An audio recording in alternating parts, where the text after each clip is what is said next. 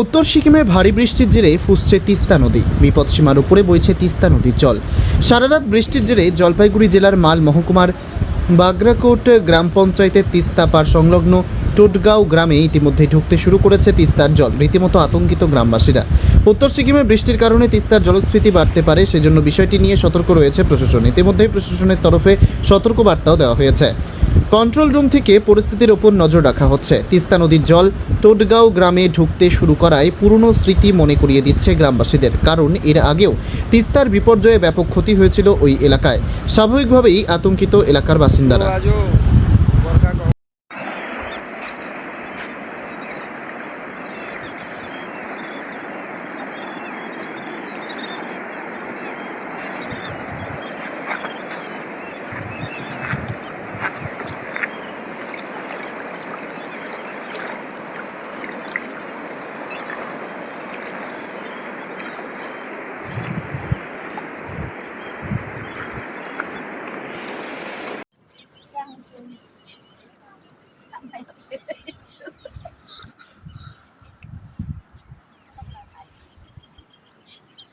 আসলে কোথায় বাড়ি আপনার?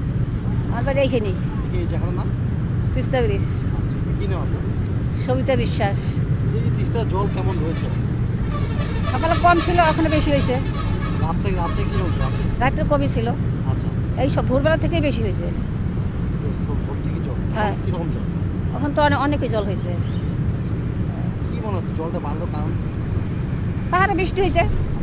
কোনো রকম মাইকিং, কোনো রকম অ্যালার্ট করা হয়েছে? না, কোনো আমাদের এখানে কোনো এলাকা করা হয় নাই।